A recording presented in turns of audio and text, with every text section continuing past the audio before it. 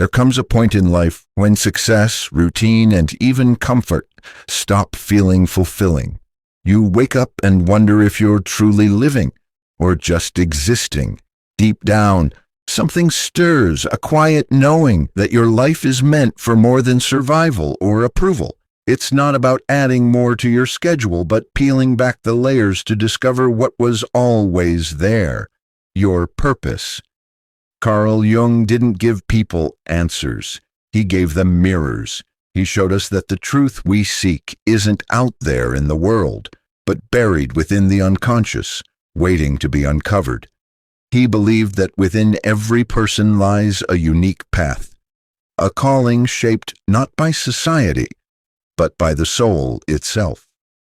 In this journey, we'll go beyond surface motivation and tap into the rich world of Jungian psychology. We'll explore the masks we wear, the darkness we hide, and the dreams we often ignore. Because once you begin to truly see yourself, not who you were told to be, but who you really are, everything changes. The confusion fades and the path becomes clear, not easy, but clear. And on that path, purpose is not found. It is revealed. Most people at some point in life find themselves asking a simple yet profound question. Why am I here? This question is not just philosophical, it's psychological, emotional, and deeply human. Carl Jung believed that the search for meaning is not a luxury or something reserved for intellectuals. He saw it as a basic psychological need. When people lose touch with a sense of meaning or purpose, they begin to experience confusion, depression, and even physical symptoms. For Jung, living without purpose is like being spiritually homeless. From the Jungian perspective, every individual has a unique blueprint hidden within them, what he called the self. The self isn't just who we think we are today, with our job titles, roles, or responsibilities. It's a deeper identity that includes everything we were born to become. And the journey toward that fuller version of ourselves is what Jung called individuation, a lifelong process of becoming whole. But individuation can't happen without purpose. Purpose is the direction, the compass that leads you through this inner unfolding. Jung noticed that people in midlife, usually between ages 35 and 55, often go through a kind of psychological crisis. They've done what society expected, found a job, built a family, achieved some level of success, and yet they feel empty. This is what Jung called the midlife transition. It's not just about aging. It's the soul waking up and asking, is this really what I was meant to do? Jung believed that this inner questioning wasn't a breakdown, it was a breakthrough, a call from the unconscious to seek deeper meaning and align with one's true path. You see, Jung didn't believe purpose comes from the outside. It doesn't come from copying someone else's life or chasing fame, wealth, or validation. That might work for a while, but eventually the soul starts to rebel. The real sense of meaning, according to Jung, is born from within, from the unique psychological material that exists in each of us. This material shows up in dreams, fantasies, longings, and even in the struggles we face. Often, the path to purpose begins in the very places we've tried to avoid. Purpose is also not a straight road. Jung emphasized that discovering who you are is more like walking a spiral. You revisit old wounds, meet new challenges, and gain insights layer by layer. But through it all, if you're paying attention, a pattern starts to emerge, an inner voice, a feeling, a calling. Jung encouraged people to listen to this calling, even if it seemed irrational. He called this the process of listening to the voice of the self. He also introduced the idea of archetypes, universal symbols and patterns of behavior that live in the collective unconscious. These archetypes, such as the hero, the sage, the healer, or the explorer, are not just characters in stories. They are energies within us that pull us towards certain roles or missions in life. When you begin to identify which archetype feels most alive in you, you begin to see where your purpose might lie. For example, someone drawn to healing others may carry the healer archetype, and that could point them toward a life of service, care, or transformation. But Jung warned against trying to rush the process. The search for meaning is not about forcing yourself into a role or trying to figure everything out. It's about becoming sensitive to what life is trying to tell you. It's about watching the signs, being open to dreams, noticing what energizes you and what drains you. The psyche is always sending clues, but most people are too distracted or afraid to listen. Jung urged people to make space for reflection, silence, and inner dialogue. In modern times, people often try to fill the void of purpose with noise, constant activity, social media, consumption. But Jung would say this only deepens the emptiness. True purpose doesn't shout, it whispers. And to hear it, you must quiet the outer world and tune into the inner one. You must make time for solitude, imagination, and honest self-inquiry. Carl Jung didn't offer easy answers, but he gave us a map that shows the importance of meaning not just as a nice idea, but as a vital force that gives direction to our lives. Without it, we drift. With it, we grow, heal, and become more fully ourselves. And perhaps that is the deepest meaning of purpose, not just doing something, but becoming someone authentic, whole, and alive. Most of us wear a mask, whether we realize it or not. Carl Jung called this social mask the persona. It's the version of ourselves we show to the world, polite, acceptable, well-adjusted. It helps us function in society, maintain relationships, and play our expected roles. There's nothing inherently wrong with the persona. In fact, it's necessary. But Jung warned that problems arise when we mistake this mask for our true self. From childhood, we're trained to behave in ways that please parents, teachers, friends, and society. We learn what to say, what not to say, how to behave, what to hide. Over time, this conditioning shapes the persona. Maybe you became the responsible one, the good girl, the quiet boy, the achiever, or the caretaker. These labels help us gain approval, but they also limit us. The danger is when you believe that's all you are. Jung believed the persona is just one layer of the psyche. Beneath it lies a deeper, more authentic self that contains our full potential. But discovering this self requires courage, because it often means peeling away the very identity we've spent years building. If you've ever felt disconnected from yourself, like you're playing a role or living someone else's life, that's a sign you may be stuck in the persona. People who are deeply identified with their persona often experience emptiness. Their lives may look perfect from the outside, but inside they feel flat, bored, or anxious. Why? Because they're not in touch with their true thoughts, feelings, or desires. They're living according to a script they didn't write. Jung said that when we live only through the persona, we become hollow, disconnected from our soul. Think of the persona as a costume. It serves a purpose, but it's not meant to be permanent. Just like an actor steps off the stage and returns to their real self. We must learn to remove the mask when the performance ends. The problem is, many people never take it off.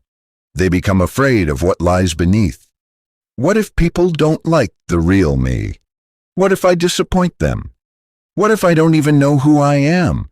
That fear keeps us trapped. And yet, the journey toward purpose cannot begin until we start questioning the persona. You must ask, who am I really beyond my roles, beyond what others expect of me, beyond the image I try to project? These are difficult questions, but Jung believed they are essential if you want to live a meaningful life. Letting go of the persona doesn't mean becoming irresponsible or selfish. It means becoming honest. Honest about your values, your wounds, your dreams. Honest about your dislikes, your longings, your contradictions. This honesty creates inner space, a place where your true self can begin to emerge. Jung emphasized that true healing starts when we begin to separate from the persona and allow the deeper self to surface. This is often an uncomfortable process. As the mask begins to crack, you may feel lost or unsure of who you are. But this confusion is a good sign. It means you're no longer living on autopilot. It means you're waking up. Sometimes the break from the persona happens through crisis, job loss, divorce, illness, or emotional breakdown.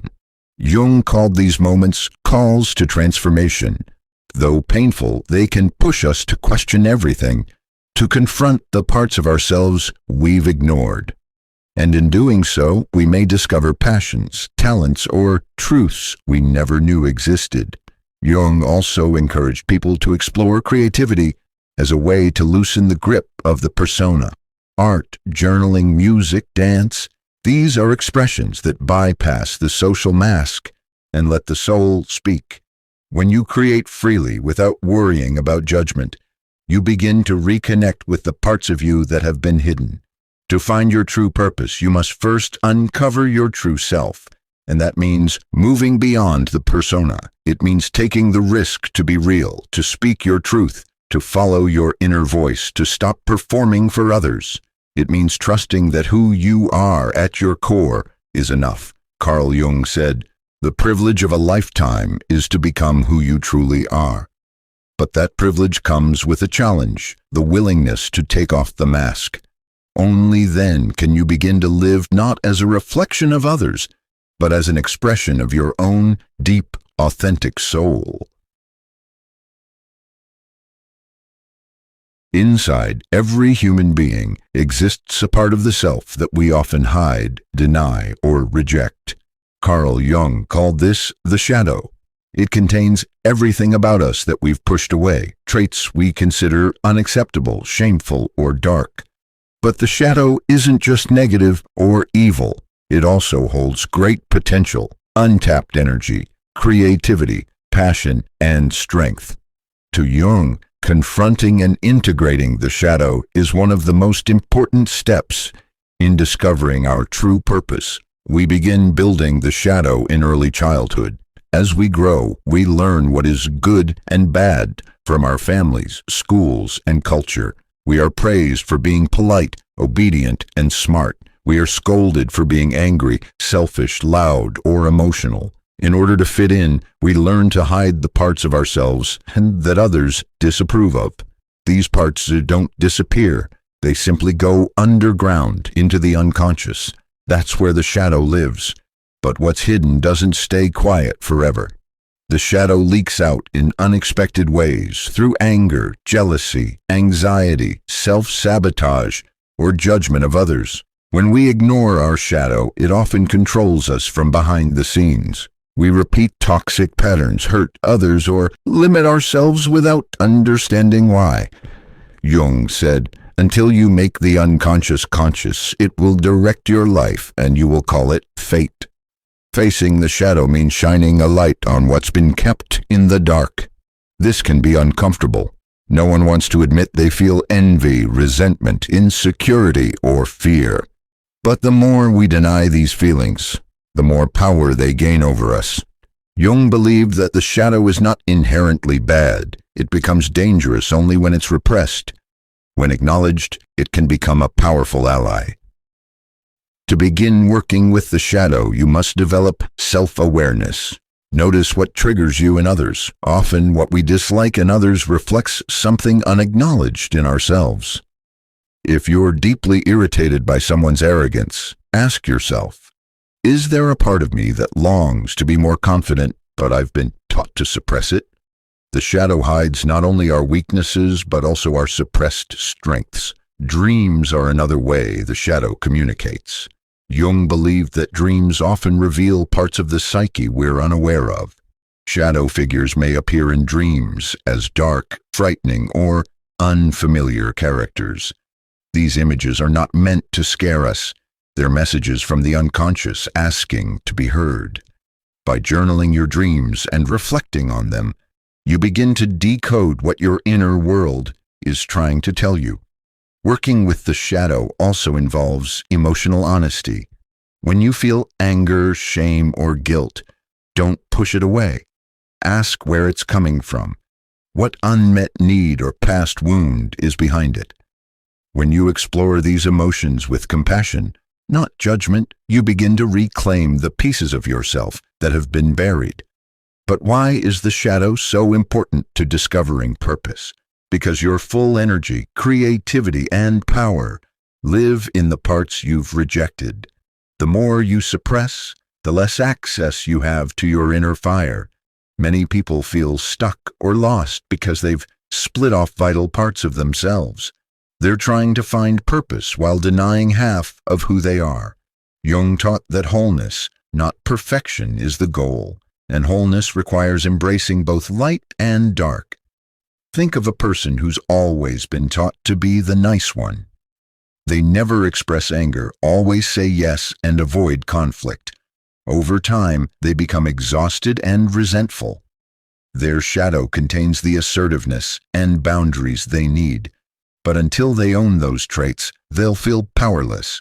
Once they reclaim them, they start making choices that actually serve their well-being, and that opens the door to purpose. Shadow work is not a one-time event. It's a lifelong process. But every time you integrate a new piece of your shadow, you become more whole, more alive, and more authentic. And that authenticity naturally leads you closer to your purpose. Jung once said, "One does not become enlightened by imagining figures of light, but by making the darkness conscious." Your shadow holds the keys to your transformation. It invites you not to be perfect, but to be real. And in being real, you find clarity, strength, and direction. So if you want to discover your true purpose, don't just look at your talents or dreams. Look into your darkness, sit with it, learn from it, and integrate it. Because in the heart of the shadow lies the gold of your becoming. Carl Jung believed that the unconscious is not just a storehouse of forgotten memories or repressed emotions. It is a living, intelligent part of the psyche that tries to guide us toward wholeness and meaning. Most people try to find purpose by thinking logically or following external advice. But Jung taught that real direction comes from within, especially from the unconscious mind. It speaks to us in dreams, symbols, intuition, and synchronicities, those meaningful coincidences that seem to happen for a reason. The unconscious is like a wise inner guide, always trying to communicate. The problem is we often don't listen. We're trained to live in the outer world, focused on goals, tasks, and appearances. But the inner world is rich with information about who we really are and what we're here to do. Jung emphasized that people must develop a relationship with their unconscious in order to discover their true path. One of the main ways the unconscious speaks is through dreams. Jung viewed dreams as messages from the soul. He believed that every image, person, or situation in a dream represents some part of the dreamer's inner world. So if you dream of being chased, it might mean there's a part of you you're avoiding. If you dream of flying, it could represent a desire for freedom. Dreams are not random. They're like coded messages filled with symbols that reflect your current psychological state and often hint at what you need to grow or heal. Jung encouraged people to write down their dreams and reflect on them. Over time, a pattern starts to emerge. You begin to see what the unconscious is pointing you toward. Perhaps a dream keeps showing you a forgotten childhood passion, or an unresolved emotion, or an image of strength you never knew you had. These are not just fantasies. They are pieces of your deeper self trying to wake you up. Another powerful tool is active imagination. Jung developed this technique to help people engage directly with the unconscious. In active imagination, you sit quietly and let an image or feeling arise from within. Then, instead of ignoring it, you have a conversation with it. For example, if a sad or angry figure appears in your imagination, you ask, Who are you? What do you want to show me? This is not about pretending. It's about creating a dialogue between your conscious mind and the deeper layers of your psyche. The unconscious also guides us through synchronicity. Have you ever been thinking about someone and they suddenly call? Or had a question in your heart and then saw a book or quote that answered it? Jung called this meaningful coincidence. He believed that when you're in touch with your deeper self, life starts reflecting it back to you. You're not just bumping into random events, you're being guided. The more you listen to your intuition and pay attention to these signs, the clearer your path becomes. Many people ignore their inner voice because it doesn't always match what society expects. The unconscious may nudge you to change careers, leave a toxic relationship, or pursue a passion that seems impractical. But Jung believed that true purpose often lies in these inner urges. They don't always make sense logically, but they come with a feeling of rightness, of deep resonance. That's your inner guide speaking.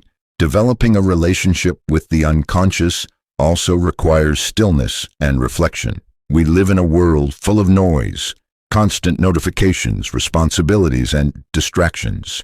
But the unconscious whispers, it doesn't shout. To hear it, you must create space. Spend time alone.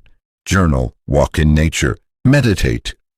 Let your thoughts settle and see what emerges. Often, what comes up will surprise you. It might be a buried desire, a painful memory, or a forgotten dream. These are clues from the inner guide.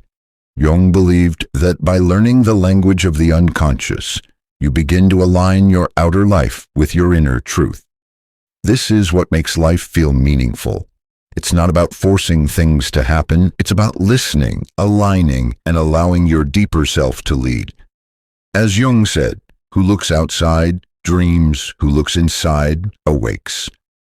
If you're searching for your purpose, don't just look at what the world expects. Look inward. The answers are already within you, waiting to be heard. Your unconscious is not your enemy, it's your deepest ally. And once you begin listening to it, life stops feeling random and starts to feel connected, purposeful, and alive. Carl Jung believed that the most important journey a person can take is not out into the world, but inward, toward the discovery of the self. This inner journey is what he called individuation. It's the process of becoming who you truly are, not who your family, society, or culture expects you to be, but the complete and authentic version of yourself. Individuation is not about perfection or success. It's about wholeness, and through wholeness, purpose naturally begins to unfold. From the moment we're born, we begin to separate from our original unity. We develop a conscious ego that allows us to function in the world, but in doing so, we also split off parts of ourselves, our emotions, instincts, dreams, and desires. These parts often remain hidden in the unconscious. Individuation is the process of reclaiming them, piece by piece, and integrating them into a balanced, complete self. Jung explained that every person carries different elements of the psyche, some known, some unknown. We have the persona, the social mask we wear, the shadow, which holds our repressed emotions and traits, the anima or animus representing the inner feminine and masculine energies. And at the core, we have the self, which is the totality of who we are, both conscious and unconscious. Individuation is the slow, often difficult, but deeply meaningful path toward unifying all of these parts. This journey often begins with crisis or inner conflict. You may feel lost, dissatisfied, or unsure of your direction. According to Jung, these are not signs of failure. They are signals from the unconscious that it's time to grow. When you feel that something is missing, it's often because a part of your psyche is calling out to be recognized. Maybe it's a creative side you've buried, a truth you've avoided, or an emotion you've never allowed yourself to feel. Individuation asks you to face these things honestly and to welcome them home. The process of individuation is deeply personal. No two paths look the same because no two souls are the same. Some people are drawn to explore their dreams. Others may be called to create art, spend time in nature, practice meditation, or study mythology and spiritual symbols. All of these can serve as tools for self-discovery. The key is to follow what resonates with you, not what someone else tells you is right. One of the most powerful aspects of individuation is that it doesn't require you to become someone new. It asks you to remember who you already are, to uncover the person beneath the roles, the wounds, and the fears. As you bring your unconscious material into awareness, you begin to act from a place of authenticity rather than habit or social expectation. Your decisions become clearer, your voice grows stronger, your sense of purpose deepens. Jung saw individuation not just as a personal task, but as a spiritual one. He believed that the self is both psychological and sacred. To become whole is to reconnect with something larger than the ego, a deeper intelligence that guides your growth.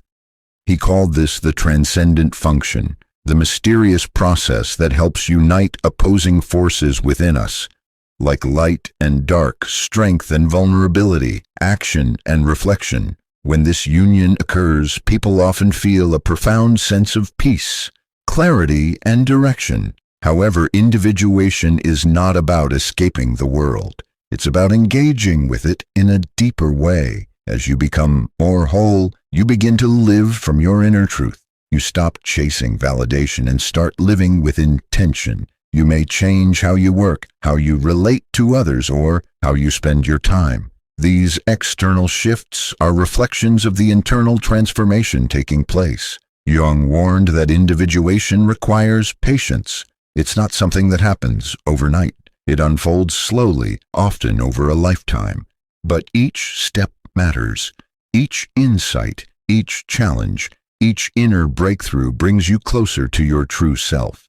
And with that self comes a natural sense of meaning, because when you are fully yourself, you naturally align with what you're meant to do.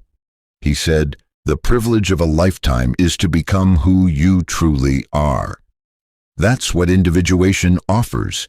Not a quick fix, but a path of depth, honesty, and transformation. It's not easy, but it's profoundly rewarding. Through individuation, you don't just find purpose, you become it. You embody it. And that's when life starts to feel not just full, but meaningful in a way that lasts. Imagine your life not as a list of tasks to complete or goals to achieve, but as a myth, a symbolic journey with meaning, mystery, and transformation at its core. That's how Carl Jung saw it. He believed that each of us has a personal myth, a deep inner narrative shaped by the self, waiting to be discovered and lived out in the real world. Living your myth doesn't mean becoming famous or doing something dramatic. It means living in alignment with your inner truth. It means listening to the calling of your soul and shaping a life around what matters most to you, not what society tells you should matter. Jung was deeply influenced by ancient myths and symbols. He noticed that across time and culture, human stories all followed similar patterns. The hero's journey, the search for meaning, the battle between light and dark. He called these recurring patterns archetypes, and he believed they didn't just exist in stories, they lived inside each of us. When you begin to explore your own myth, you are beginning to notice which archetypes are guiding your life. Are you the seeker, always looking for truth? Are you the healer, drawn to help others transform? Are you the creator, filled with visions and ideas waiting to be born? These archetypes are not random. They're psychological forces from the collective unconscious, trying to guide you toward the role you were meant to play. And once you become aware of them, you can begin to shape your life more consciously around them. Too often, People end up living someone else's story. They follow the rules, meet expectations, and perform well, but they feel hollow. That's because the outer life they're living doesn't match the inner myth.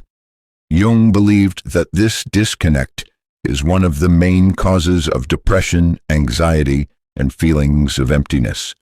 You're not here to repeat someone else's journey. You're here to live your own. Living your myth means paying attention to the inner pull that says there's something more. It might show up as a quiet restlessness, a feeling that your current path isn't fully satisfying. That's not failure. That's yourself trying to get your attention. Maybe you've always loved writing but never made time for it. Maybe you've always felt connected to nature, but you've spent your life behind a desk. These small inner knowings are clues to your myth. Jung would encourage you to follow them, even if they don't lead to immediate success or approval. Living your myth also requires courage. It often means making changes that others don't understand. It may mean walking away from a job, a relationship, or a lifestyle that no longer fits. But every time you make a choice that honors your inner truth, you come more alive. Your energy increases. Life becomes more vibrant. You begin to attract the people, opportunities, and experiences that match who you really are. One of the most important aspects of living your myth is meaningful work. Jung believed that our purpose often reveals itself through the things we feel called to create, serve, or contribute to. It might be art, healing, teaching, building, leading, or listening. It might not even be tied to a career. It could show up in how you raise your children, care for others, or express beauty in daily life. The outer form doesn't matter as much as the inner alignment. If it feels true, it is. But you can't live your myth if you don't know what it is. That's why the earlier steps, facing the shadow, listening to the unconscious, peeling off the persona, are so essential. They clear the noise and bring you into contact with your authentic self. Only from that place can you begin to write and live your true story. Jung said, "Your vision will become clear only when you can look into your own heart. Who looks outside dreams. Who looks inside awakes." Living your myth is about waking up. It's about realizing that your life is not just something happening to you. It's something you're co-creating with your soul. Every choice you make, every insight you gain, every truth you honor, moves you closer to that myth. So take the time to listen, be still, reflect on the moments when you felt most alive, most connected, most true. What were you doing? Who were you with? What did those moments have in common? Your myth is there, woven through the details of your life, whispering through your dreams, waiting to be heard. And when you live it, not just understand it, but live it, you won't have to search for purpose anymore. You will be the purpose.